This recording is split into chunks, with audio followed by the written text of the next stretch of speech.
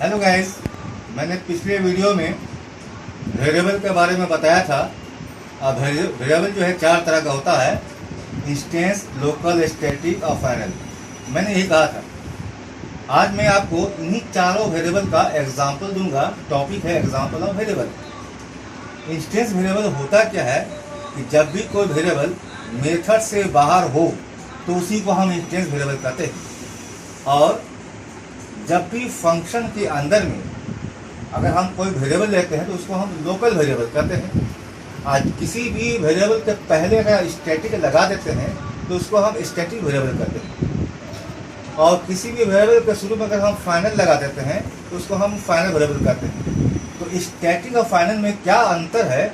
Static variable का जो भी वैल्यू होगा हम उसको जो है एडिट करके चेंज कर सकते हैं, लेकिन अगर फाइनल वाला वेरिएबल में जो भी वैल्यू होगा एक बार अगर एग्जीक्यूट हो जाता है तो उसको आप चेंज नहीं कर सकते, इसलिए ये फाइनल नाम इसका हुआ।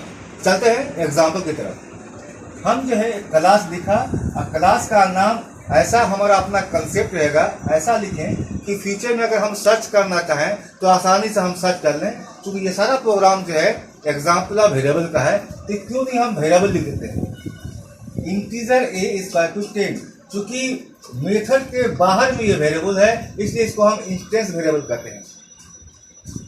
और डबल नाम का एक डेटा टाइप लिया, इसका वेरिएबल हम b लिया और पॉइंट में वैल्यू दिया। क्योंकि डबल में पॉइंट का ही वैल्यू देते हैं।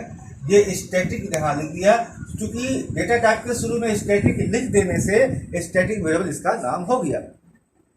अब आते हैं फंक्शन के अंदर में बूलियन नाम का एक डेटा टाइप है। वेरिएबल नेम हो गया c इक्वल टू 1।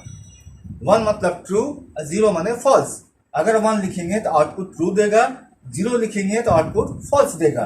क्योंकि मेथड के अंदर में ये आपका वेरिएबल है इसलिए लोकल वेरिएबल कहलाएगा। क्योंकि मेथड से बाहर जो वेरिएबल है इसको हम क्लास वेरिएबल भी कहते हैं।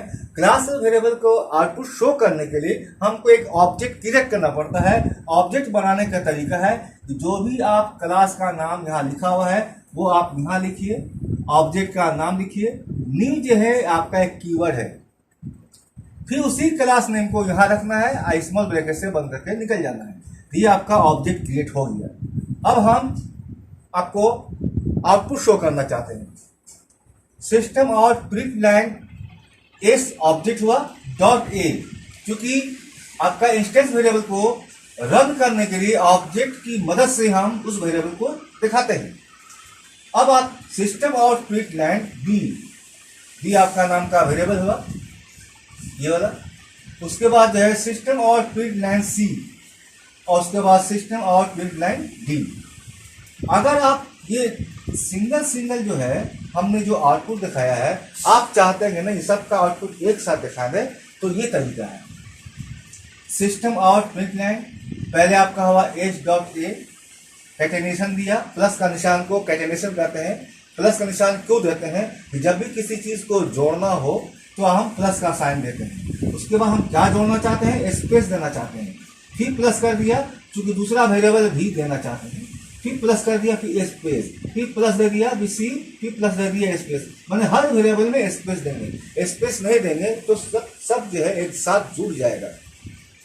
और इसके बाद जो है फंक्शन को बंद कर दिया और क्लास को हम बंद कर दिया। तो ये जो हमने एग्जांपल ऑफ वेरिएबल के बारे में आपको जो बताया, आपको कैसा लगा? इसको लाइक कीजिएगा और शेयर कीजिएगा। और जो यूजर अब तक वीडियो मेरे चैनल को सब्सक्राइब नहीं किया है उनको सब्सक्राइब कीजिएगा, ताकि उनके पास जो है नोटिफिकेशन आराम से पहुंचता रहेगा। Thank you for this watching video.